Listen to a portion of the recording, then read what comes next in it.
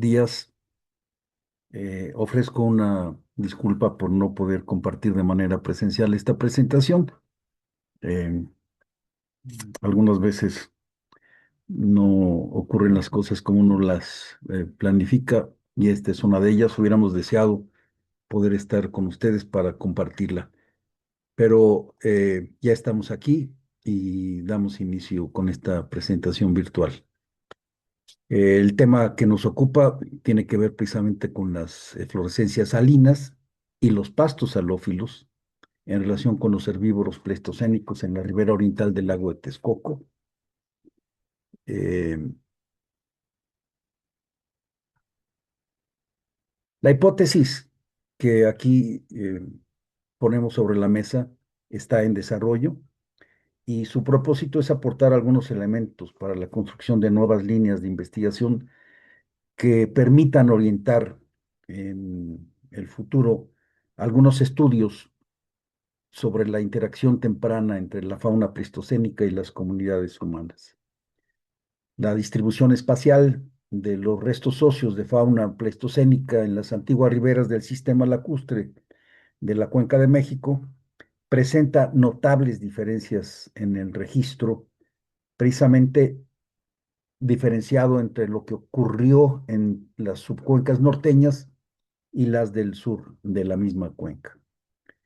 Investigar y caracterizar las variables que pudieron intervenir en esa diferenciación, proponemos nosotros que ha de permitir formular nuevas estrategias interdisciplinarias de investigación regional. En este mapa, que es una suma de los registros y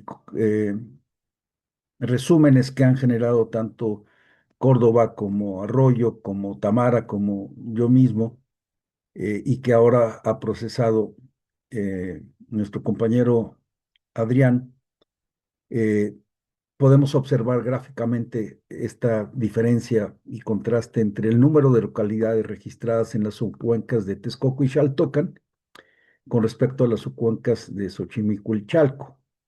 De hecho, en la región de la subcuenca de Texcoco y Xaltocan se concentra más del 90% de los registros. Algunos de ellos, particularmente los que tienen un enmarque punteado, no se refieren a un solo registro, sino a múltiples registros.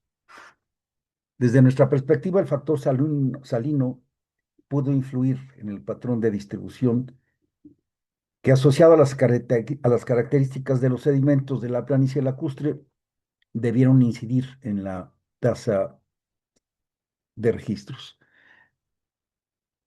El mapa anterior lo hemos segmentado, presentamos dos fragmentos, uno que se refiere a la cuenca, a la subcuenca de Xaltocan, en donde hay en cada uno de estos enmarques punteados referencia a diversos registros, no se trata de uno solo.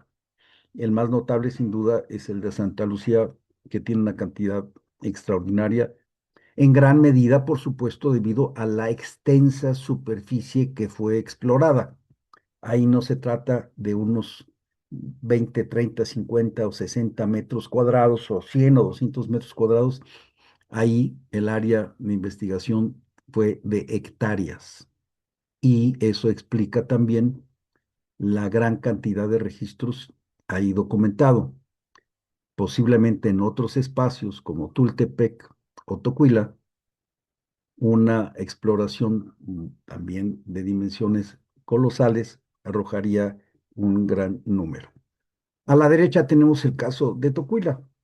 De hecho, Tocuila es una pequeña comunidad en donde se han explorado de manera sistemática solo 3 de sus depósitos de más de 25 que se tienen registrados y se tiene además conocimiento por lo menos de un par de docenas más dentro del mismo poblado. Eh, de manera que, bueno, hay lugares precisamente como Santa Lucía, como Tultepec, como Nextlalpan, como Tocuila, en las riberas salobres de la Cuenca de México, en donde la densidad de restos óseos es excepcional. Desde mediados del siglo pasado se han postulado hipótesis sobre la relación entre la fauna pleistocénica y los humanos en la Cuenca de México. A principios de los 50 se documentó con toda precisión la asociación de material lítico a restos de mamuts. En el transcurso desde entonces se han documentado marcas de corte que aluden a carnicería y destazamiento. Incluso, pues, a partir del 96, como es el caso de Tocuila, se pudo acreditar con toda precisión el aprovechamiento de hueso para elaborar herramientas y la aparición de una tecnología ósea pleistocénica de la época. Por supuesto, hay muchos indicios de actividad cultural, indicios indirectos. Se habla y se ha hablado en más de una ocasión de abundantes restos de carbón asociados a los sedimentos en donde se han registrado materiales óseos pleistocénicos, aludiendo a que posiblemente podrían ser indicativas, estos restos de carbón podrían ser indicativos de incendios provocados para provocar estampidas y generar mayor vulnerabilidad en este tipo de fauna en su momento. También se ha hablado de fosas naturales aprovechadas para entrampar animales e incluso recientemente Luis Córdoba documentó y propuso la excavación de fosas producidas como trampas. Eh, Hay, por supuesto, otros que han referido la disposición de algunos cráneos como irregulares o inusuales, y más bien producto no del arrastre, sino del acomodamiento a propósito, e incluso también el apilamiento de huesos largos en particular.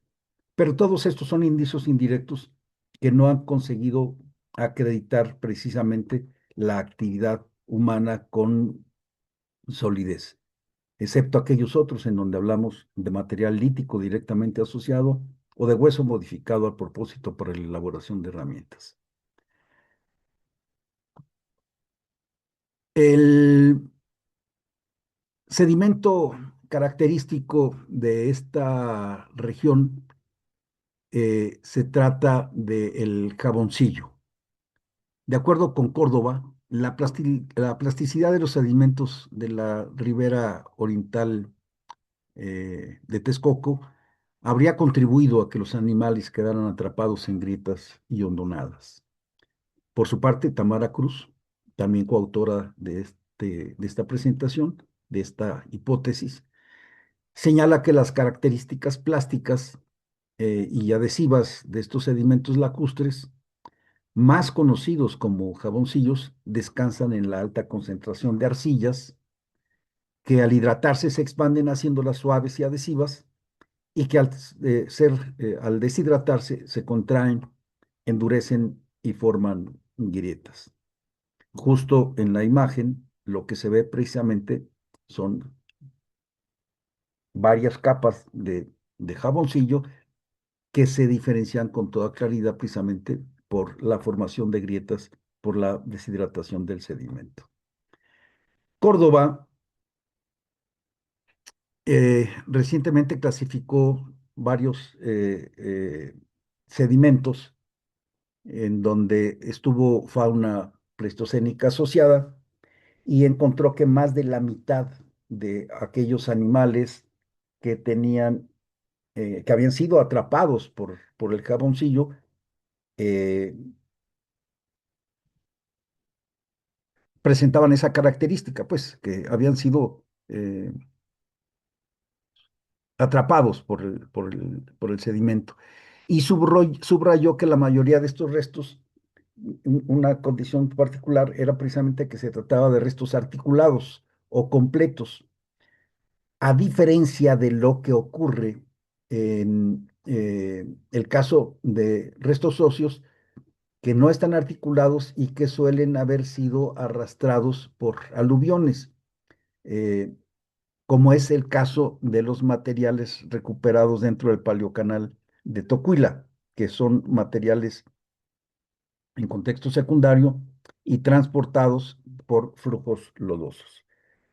Eh, Aquí pues lo interesante es de que los materiales que suelen estar en asociación anatómica, es decir, articulados, suelen aparecer justamente en jaboncillos.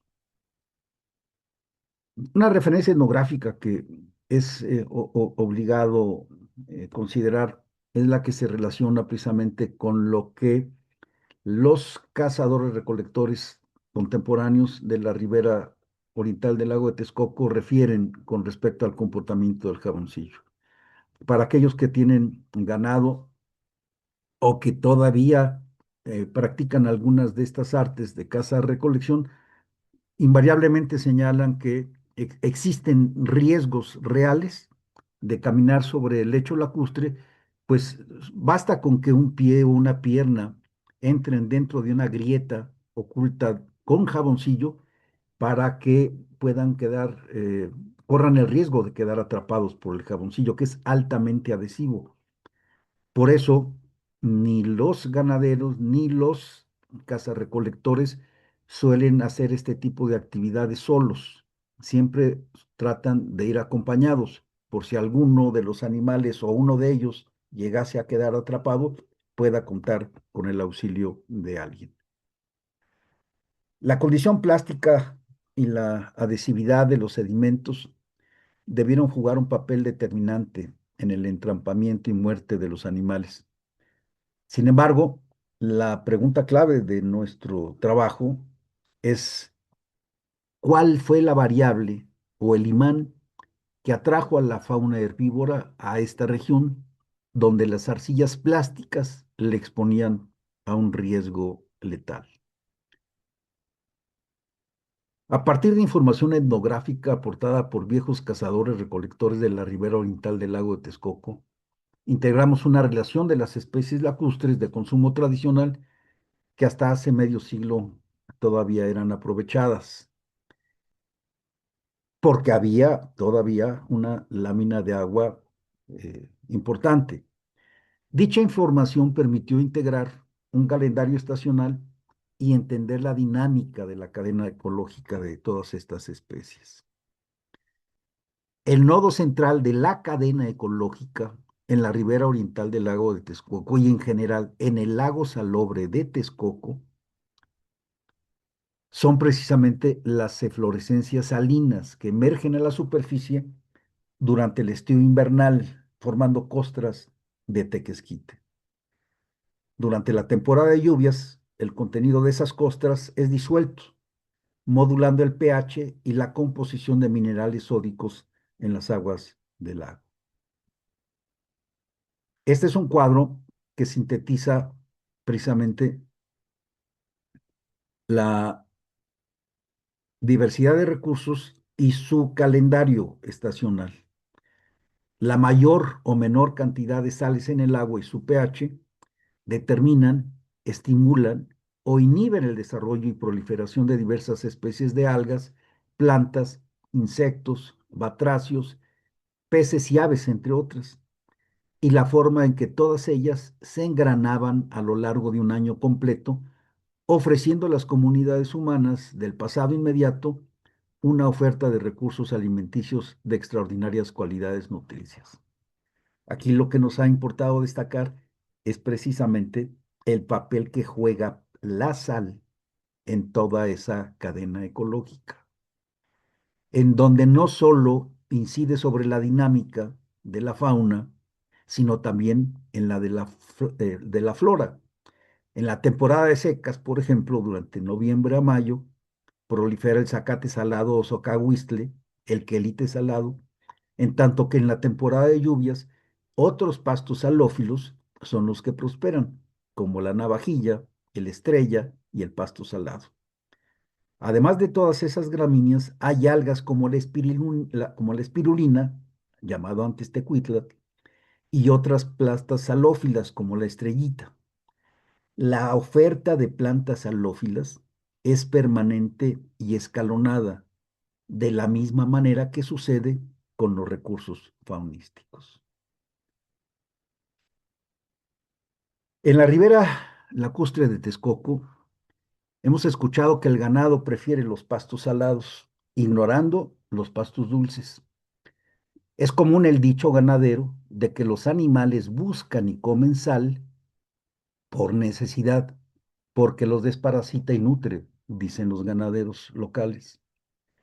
De acuerdo con Duval en un trabajo reciente, las dietas bajas en sodio de herbívoros generan severos riesgos metabólicos, pérdida de apetito, debilidad y daño del sistema inmunitario.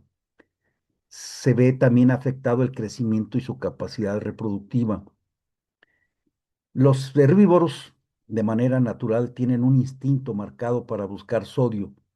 Por ello, incluso nosotros podemos ver en algunas ocasiones cómo un asno o un caballo e incluso algún animal, borrego, vaca, etcétera, lamen muros y piedras con salitre o rascan en la tierra hasta encontrar las capas de sal.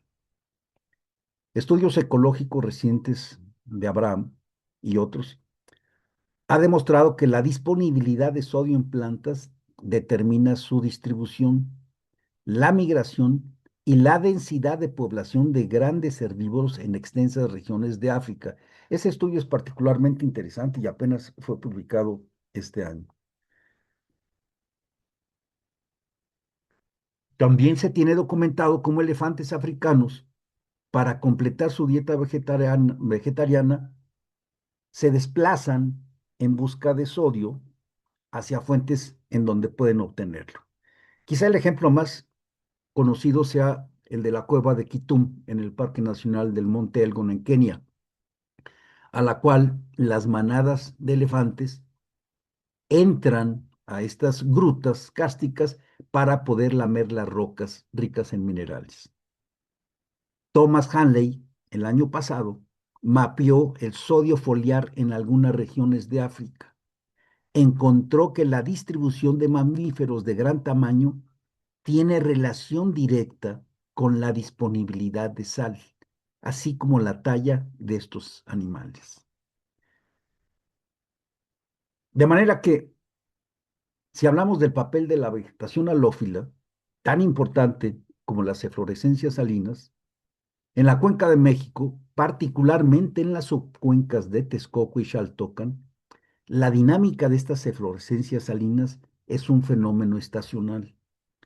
Esta condición y la presencia natural de pastos halófilos durante todo el año permiten suponer que ambos recursos pudieron funcionar como imanes para las manadas de herbívoros del Pleistoceno, a manera de cebo, para estimular su desplazamiento o migración estacional de estas grandes manadas de herbívoros hacia la cuenca de México. La hipótesis. Postulamos que la distribución diferencial de restos de fauna pleistocénica, particularmente de Mamutus columbi, en las riberas de las subcuencas lacustres de la Cuenca de México, estuvo directamente relacionada con las eflorescencias salinas y los pastos halófilos, estos dos como imanes o atractores estacionales, en tanto que la condición de las arcillas lacustres, los jaboncillos, contribuyeron en el entrampamiento de los animales, donde las sales y pastos halófilos actuaron como el cebo y las arcillas hidratadas como la trampa.